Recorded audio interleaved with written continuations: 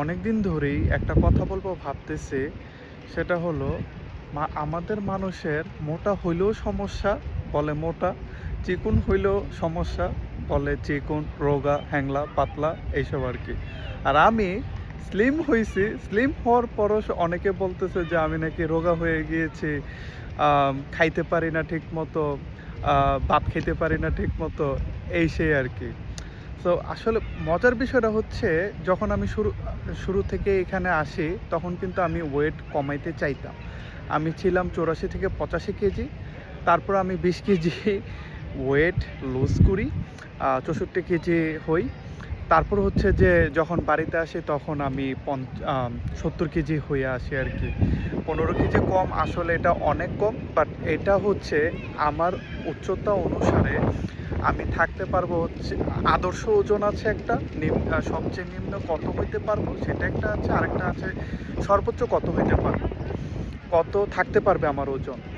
আমি আমার আদর্শ ওজন হচ্ছে 65, সেখান থেকে আমি 70 কেজি হওয়ার পরও মানুষ বলছে যে আমি রোগা হয়ে গিয়েছি, ভাত খেতে ভাত পাই না, সামথিং লাইক দিস। সো আসলে অনেকে উপহাস করেই কথা বলছে, সেটা আসলে আমার কষ্ট দেয়। আর বিষয়টা হচ্ছে এইখানে, যদি যদি আপনি মোটা থাকেন 85 কেজি 90 কেজি, এটা কি মিন করে? এটা মিন করে হচ্ছে যে আপনি আপনার নিজের শরীরের প্রতি যত্ন নিতে পারতেছেন না, শরীরের প্রতি বা নিজের আত্মনিয়ন্ত্রণ নাই।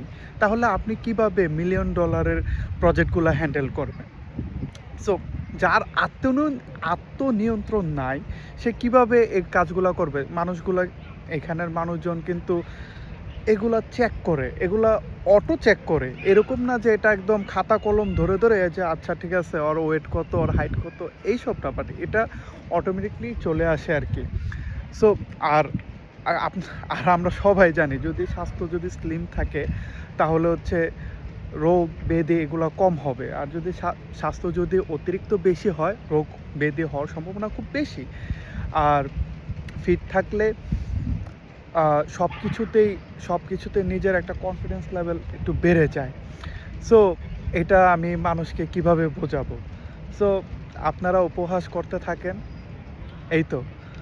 আর এগুলো আসলে মানুষকে কষ্ট দেয়। এগুলা আমি চাইলেও এড়াইতে পারবো না। আমি চাইলেও মানুষকে ঠিক করতে পারবো না। মানুষের যা যা বলার সে তা বলবেই।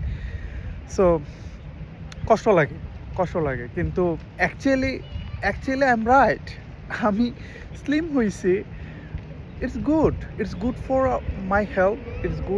It's boost my confidence, and আমি খুব সুন্দর মতো নিজেকে হ্যান্ডসাম লাগতেছে, কাজ করতে পারতেছি। মানে নিজের কাছে একটা ভালো লাগা চলে আসে।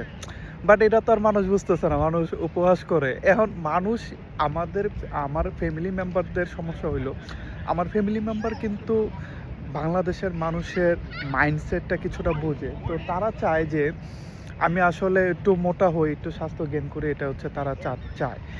সো এটা আসলে তাদের দোষ না। তারা চায় যে আমি যাতে উপহাস থেকে বেঁচে থাকতে পারি। এটা হচ্ছে আমার ফ্যামিলি মেম্বারদের কনসার্ন। ঠিক আছে?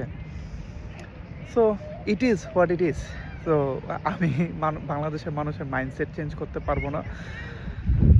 আহ কিন্তু সবাই ট্রাই করবেন যে একটু অনেস্টি নিয়ে কাজ করার, একটু ভালো মানুষ হওয়ার, মানুষের সাথে ভালো ব্যবহার করার, মানুষকে কষ্ট দিয়ে কথা না বলার। একটু এগুলা চেষ্টা করলে, এগুলা পজিটিভ মাইন্ডসেট মানুষকে অনেক দূর নিয়ে যায়। নেগেটিভ মাইন্ডসেট আপনার নিজের জন্য ক্ষতি, শরীরে রোগ ব্যাধি হবে নেগেটিভ মাইন্ডসেট থাকলে। এই তো, এটাই বলার ছিল। বাবাই।